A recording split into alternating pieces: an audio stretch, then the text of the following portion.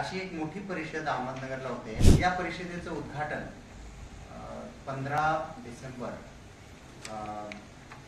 2022 रोजी सकाळी 11 वाजता मॅगसेसे अवॉर्ड विजेते राजेंद्र सिंग यांच्या हस्ते होणार आहे। याचं अध्यक्षस्थान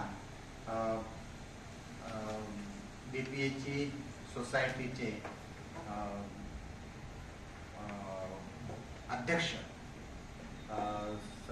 संजीवन आडसूड यांच्या हस्ते होणार आहे। यांच्या अध्यक्षस्थानी ते असणार आहे।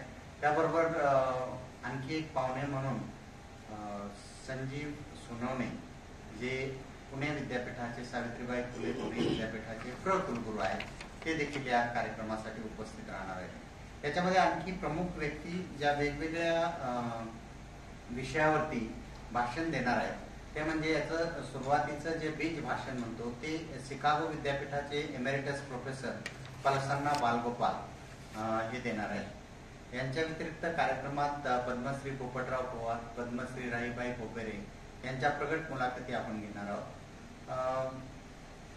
टाटा समाज विज्ञान संस्थेचे अधिष्ठाता डॉक्टर बिपिन जोजो, डॉक्टर पी.के. शाहजहान, बँगलोर विद्यापीठाचे प्रोफेसर गांधीदास, मासवे संघटनेचे अध्यक्ष अंबादास मोहिते, दिल्ली विद्यापीठाचे संजय भट, असे समाज कल्याणचे आयुक्त डॉक्टर प्रशांत नारनवरे, असे विविध अभ्यासक आणि मान्यवर यांचं मार्गदर्शन या परिषदेत होणार आहे। आता हे परिषदेमध्ये जवळपास 40 प्रमुख भाषणं आणि 70 शोध निबंध प्रस्तुत होणार आहे, ज्यांनी ऑलरेडी आपले ॲब्स्ट्रॅक्ट सबमिट केले आहेत। अशी एक मोठी परिषद अहमदनगरला होते आणि या परिषदेमध्ये जे विषय हाताळले जाणार आहेत ते हवामानातला बदल, शाश्वत विकास, सेंद्रिय शेती, अल्टरनेटिव्ह एनर्जी, पारंपरिक ऊर्जा, त्याच्यानंतर आरोग्यावर होणारे परिणाम, असे सगळ्या अंगाने हवामानातले बदल आणि पर्यावरणातला प्रश्न या विषयावरती ही परिषद आहे। मुख्य भाषण आणि ह्या शोध निबंधाच्या व्यतिरिक्त आपण एक प्रदर्शनी आयोजित करणार आहे। अपारंपरिक ऊर्जा, सेंद्रिय शेती किंवा त्याच्या अनुषंगाने जे बायोडिझेल किंवा बायो एनर्जी, जैविक इंधन जे आहे त्याच्याविषयी सुद्धा एक प्रदर्शनी आपण भरवणार आहोत। ती प्रदर्शनी 3 दिवस सर्वांसाठी खुली राहणार आहे।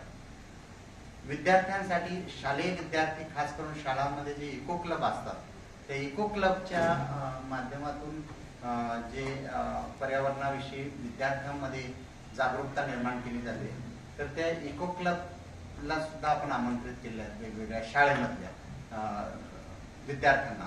आणि महाविद्यालयीन विद्यार्थी आपल्या पोस्टरच्या माध्यमातून आपले विचार मांडणार आहेत। हे जलवायू म्हणजे हवामानातला बदल, याचे परिणाम, याचे कारण, याच्यावरती आपण काय उत्तर देतो, आपल्या व्यवहारात कसा किंवा आपल्या वर्तनात कसा बदल होणार आहे वा होणं अपेक्षित आहे, या सगळ्या बाबीवरती या परिषदेमध्ये चर्चा होणार आहे। तर